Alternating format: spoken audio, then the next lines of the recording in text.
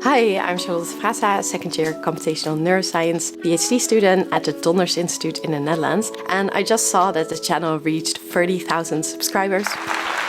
So instead of doing a normal video about computational neuroscience or studying or productivity, I thought I would do something a little bit different and answer a lot of your questions that you have posted under the videos as fast as possible. If some of your questions aren't answered, please put them down in the comments below and I'll try to get back to them as soon as possible or make another video about it. So yeah, let's get straight into it. So I put the questions on my laptop, so that's why I'm looking down sometimes. So on the computational neuroscience, how to learn computational neuroscience, Sam Ebenojar asked, combining all these topics, which projects should you think a beginner should work on? So I think if you are really beginning in computational neuroscience, I would try to find an open source project and try to really start working on all the topics I explained in this video simultaneously. So programming, mathematics, and then, for example, you can find those projects on kaggle.com, but there are also a few open source projects for computational neuroscience that I will list down below. But I think it's also good if you like a professor's work, for example, to just look at their GitHub and see if you can contribute in that manner. Then by Pedro Fernandez Tonso, he asked, hey Charlotte, I'm a student who just finished high school, congratulations. I want to major in mathematics so I can apply it to computational neuroscience. Do you have any advice for this profile? Yeah, I think that's a really good idea. I think mathematics is highly appreciated in the field of computational neuroscience. So what I would do is I would get a bachelor in mathematics and in a really theoretical field if you can, because then you have a super high leg up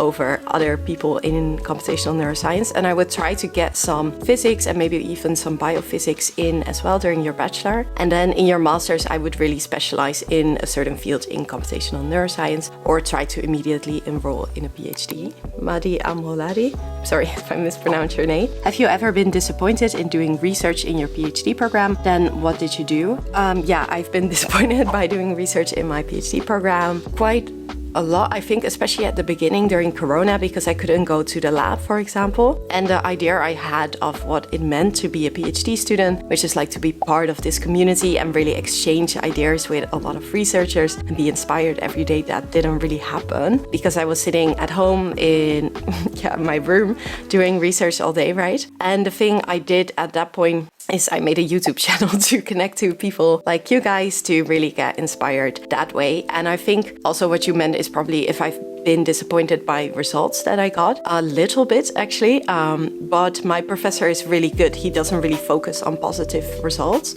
which are results which have a p-value below 0.05, right? And I think that's a really good mindset to have, that it doesn't matter if you get positive or negative results. Science is science. So the most important is the question and not the result, right? Yeah, RC addiction mania. So question, maybe you could address this in a video.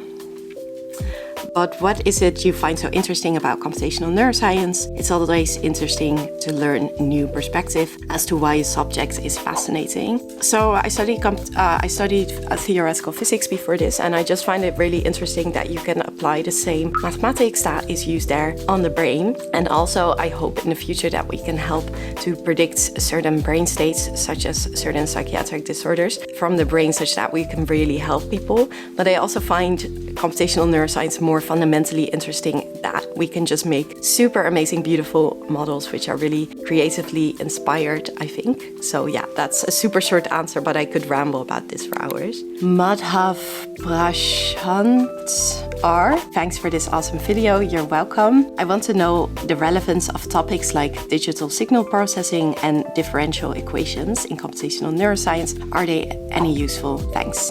Yes, they are very useful. They're used a lot. I didn't mention them in how to learn computational neuroscience on your own, but they're used, for example, in single-cell neurons. So if you're interested in single-cell neuron models, so if you're interested in that topic, I would definitely look it up. And you also have like causal dynamics, which is a big topic in the field.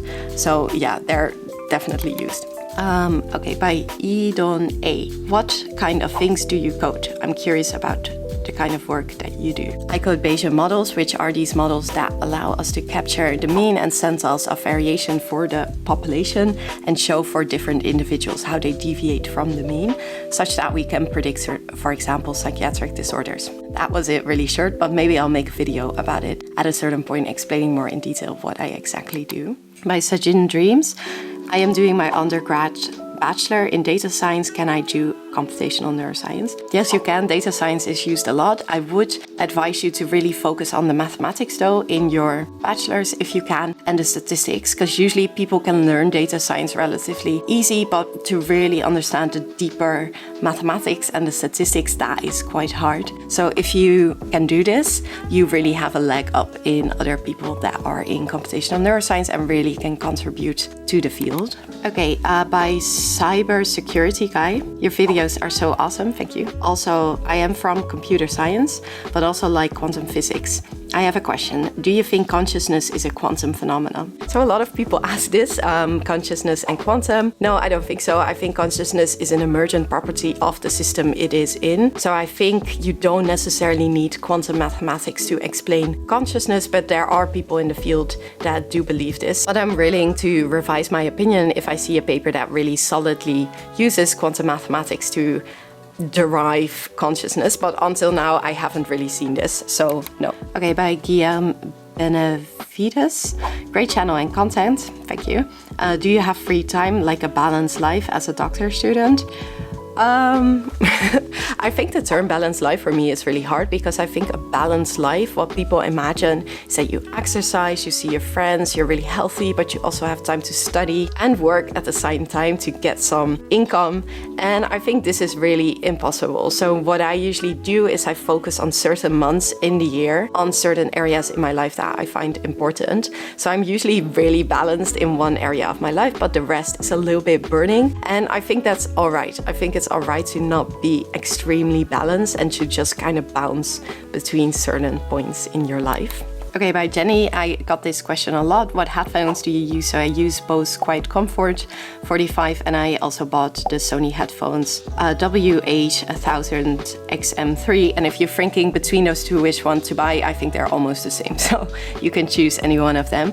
But noise cancelling headphones have changed my life. So if you're thinking about buying them, I would recommend it. Done by Shivam Sharma, Instagram though, question mark. So I got a lot if I use any other social media. I don't really use social media, to be honest. I only have Twitter, so you can follow me on Twitter. But if you want to connect, I read all the YouTube comments and comments that have a really particular question. I usually do try to answer, so you can connect. So you can connect in that way, and otherwise just shout at me in Twitter, and I will try to reply. Okay, by Koi Nguyen Doi Min. I'm sorry, I cannot read Vietnamese that well. I have tried Pomodoro multiple times, but find interruptions between very interesting. Would you mind telling me the way you deal with this problem in morning coding sessions? Yeah, so I've mentioned Pomodoros a lot because I think it's a really useful technique when you really have to cram something. But I don't use that. I don't use Pomodoros when I'm coding, because I think coding is more like a flow state. So when I'm coding, I just try to keep on coding until I get really tired. So that's how I deal with it. Okay, by Alexei Ovshanikov. Charlotte, have you tried to work with text in Obsidian? So I got a lot of comments asking me if I tried Obsidian, and I haven't, because I use Notion, which I mentioned in other videos, and I really love Notion. But if you're an Obsidian user, I'm curious, like, if you can put down in the comments below why Obsidian is better than Notion, and maybe I will try to switch at a certain point. The next question is by Bharat Kumar. Can you share a Notion research page template? Yes, I want to. I want to share my Notion research template at a certain point. I'll make a video about it and look forward to that in the next few weeks. So by Brando Miranda. Wow, that was a long day. Was it 8 hours? Yeah, it was 8 hours. I find that doing more than 6 hours of deep work is really hard. Would be curious about your experience. Yeah, so I usually don't do deep work for 8 hours. I think per day I usually have between 3 and 4 hours of really deep work, and the rest of the day I do small tasks that kind of have to be done.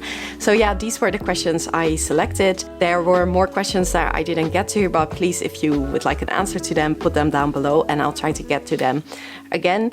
And otherwise, see you next week. Bye.